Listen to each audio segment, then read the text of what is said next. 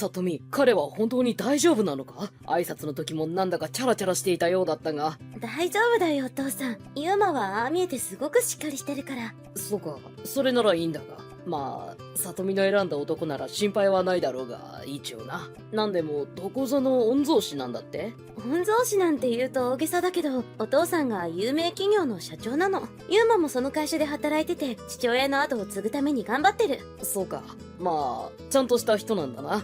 それなら安心したよ。お父さんもいつも私の意思を尊重してくれてありがとう。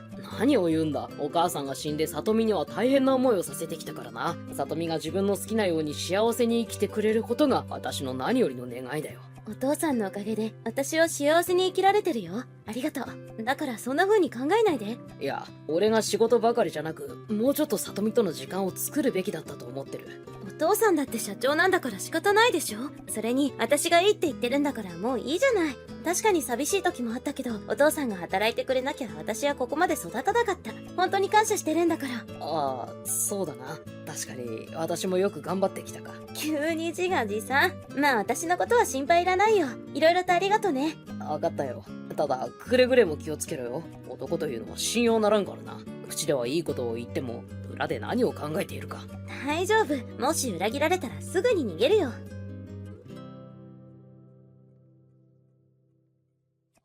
すいません。清春さんですか？僕、里美と結婚したユーマですけど。お久しぶりです。ユーマくんか。久しぶりだな。何かあったのか？いや実は、ちょっと里美のことで相談があって、あいつのことを一体どんな風に育てたんすか？あいつ全然俺の言うこと聞かねえし、言われたこともできねえし、正直嫁として使い物にならないんすよ。使い物って。何を言ってるんだ。俺も3ヶ月は我慢してやったんすけど、もう限界なんすよね。だから一体どんな風に育てたらあんなのが出来上がるのかなーって思って。あんなのだとは。おい、君は本当にユーマくんか？誰かに携帯を盗まれたとか乗っ取られたとか、そんなわけないでしょ。盗んだ人間なら清春さんのことなんか知らないし。一度挨拶に伺わせていただいた時、ちょっと嫌な予感してたんすよね。だってあの家、さすがに狭すぎるっていうか、貧しすぎるっていうか、一応一軒家みたいですけど、どこのボロアパートかと思いましたよ。うちは裕福な家庭じゃないんだ。それの何が悪いんだ。だからまともな教育ができてないっつってんですよ。あいつ俺が仕事から帰ってきたらソファーで寝てたんすよ。考えられないっしょ。こっちは仕事で疲れて帰ってきてんのに寝てるなんて。しかもテーブルに飯置きっぱなし。俺にチンしろってのかよ。だるいんで全部ひっくり返して風呂だけ入って寝ましたけど。は？里美は食事と風呂を準備した上で寝ていたのか？お前、それくらい許してやれないのか？里美だって家事で疲れてるだろうに。どう考えても仕事の方が疲れるんで。もしかして清春さん、しょうもない仕事しかしたことないんすかね？仕事の大変さ分かってる人間なら、里美の肩なんか死んでも持ちませんよ。逆も同じさ。家事の大変さを分かっている人間なら、決して妻を軽視したりしない。私は里美が幼い頃に妻を亡くし、仕事と家事の両立をしてきた。どちらの大変さも分かるつもりだ。いやいや、どうでもいいっす。聞いてない。俺はただ一体どんな風に育てたのか聞きたかっただけなんで。シングルファザーでろくな教育ができなかったんでしょうね。ふざけるな。里美は私の自慢の娘だ。愛情を込めて精一杯育てたつもりだ。シングルファザーだからといって、こういうのは結果論ですからね。現に出来損ないに育っちゃってるわけなんで、それは認めていただかないと。お前、それがお前の本性ってわけだな。怪しいと思ってたんだ。挨拶に来た時からなんとなくな。そんなの後からいくらでも言えるでしょ。それならあの時結婚に反対してりゃよかったじゃないっすか。今、里美はどうしてる？俺が迎えに行く。お前のそばになんて置いておけるか？はぁ？じゃああんたのそばなら安心だっていうのか？それであんな出来損ないになってるっつうのに？俺だって強制させてやろうと頑張ったんだよ。お礼の一つでもくれないの？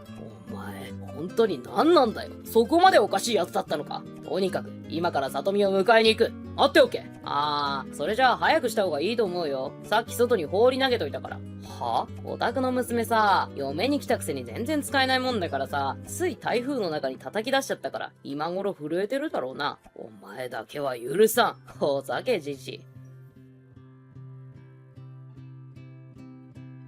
ごめんねお父さん。もう大丈夫。里美いいんだ。無理せず寝てろ。それにしても本当に良かったよ。たまたま倒れてるのを見つけられて。あの時お前を見つけていなかったら、どうなっていたか。本当にありがとう。命の恩人だね。ごめんね、私のせいで。私が男を見る目がなかったもんだから。今はいいんだ、そんなことは。里美に男を見る目がなかったとしても、悪いのはあいつなんだから。それより、どうして今まで黙ってた？ずっとひどい扱いを受けてたんだろ？私に相談してくれてたら。実は脅されてたの。え？お前の親父の会社なんか俺の力で一瞬で潰せるって。それが嫌なら言うことを聞けってずっとそう言われてて。なんてやつだ。あいつそんなことを。ユーマの父親は山海商事のトップだし、それを敵に回したらお父さんの大事な工場と働く人たちが。山海商事？彼の父親は山海商事の社長なのか？そうだよ。言ってなかったっけ？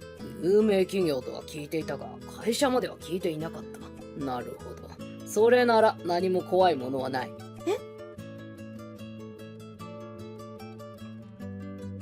なあ、まだ台風は激しいみたいだけど、里美はどうなったかな？こっちには帰ってきてないし、この様子だとその辺で倒れてんじゃないか？里美は昨晩、私が保護したよ。お前、里美は自分の妻だろ？少しは心配する気持ちはないのか？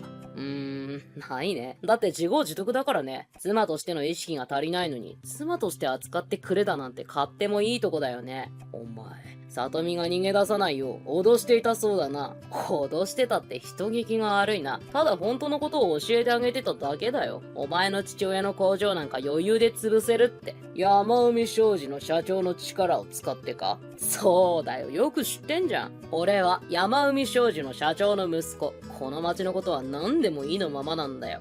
じゃあ、会長に連絡してお前をクビにしてもらうまでだ。山海商事の会長と私は個人的に長い交流があってね。工場を立ち上げる時も彼から出資をしてもらってたくらいなんだ。は？嘘だろ？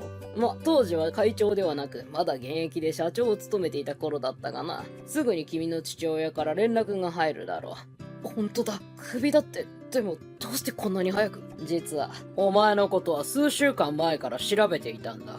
どうも私はお前のことが信用できなかったから、里美に内緒で探偵を雇ってな。探偵？調べたって何を？自分でわかるだろ？絶対にバレちゃいけないことさ。父親が息子とはいえ、すぐにクビにしなきゃいけなくなるような事実だよ。もしかして、ミカコのことか？釜をかけているつもりか？ミカコじゃなくて、ユキコだろ。私はハッタリなど言わん。すべて裏を取っているんだ。お前が取引先の社長の娘と不倫していることは、証拠とともに提出済みさ。お前、ふざけやがって。すぐに撤回しろ。じゃなきゃお前の工場を。無職の若者が一体どうやって工場を潰すって言うんだ。やれるものならやってみろ。火でもつけるか？そしたら私と同い年になるまで刑務所から出られないけどな。お前、舐めやがって。だがな、別にいいさ。俺はユキコと一緒になるまでだ。慰謝料くらい安いもんだしな。会社をクビになったって、里美と別れたって、俺にはユキコが。残念だが、お前は二度と彼女に会えない。後から嫌ってほど目にすることになるだろうから。お前と彼女の不倫の証拠写真はまだ見せないでおくが、それを見たらわかるさ。一体誰がどうやってその写真を撮ったのか、そして流出させたのか。お前、もしかして。ああ、その通り。ユキコさんはお前が既婚者だと知ると喜んで協力してくれたよ。人を裏切ってばかりで恥ずかしくないのか？うるせえ。俺は俺の人生を生きるだけだ。俺のやりたいようにやるんだよ。せいぜいお前らはルールに縛られてりゃいいんだ。随分かっこいいことを叫んでいるところ恐縮だが、ちょっと付き合ってもらうよ。なんだ、この作業服の奴らの大群は、うちの従業員だよ。みんな里美のことが大好きでね、お前のことが許せないって言うんで、全員でお邪魔することにしたんだ。だって、外は台風だぞ。うちの従業員たちはエキスパートだ。お前とは体の作りが違うんだよ。さあ、外を歩いて、うちの工場まで来てもらおうか。待て、悪かったよ。俺が悪かった。頼む、謝るよ。慰謝料も払うから、どうか許してくれ。ダメだ。会長を通じて、お前の父親とも連絡を取った。お前の財産は全て彼の方で差し押さえてもらうことになってるんだ。は？どういうことだよ。つまり、お前は無一文になるってこと。その一軒家も没収だ。だから、里見に慰謝料を返し終えるまで、うちの工場で働いてもらう。いや、ちょっと待ってくれ。今日がお前の初出勤日だ。工場まで15キロほどだが、歩いて行ってもらう。そしてそのまま、夜勤開始だ。帰りも歩いて帰れ。必ず見張りの者がつく。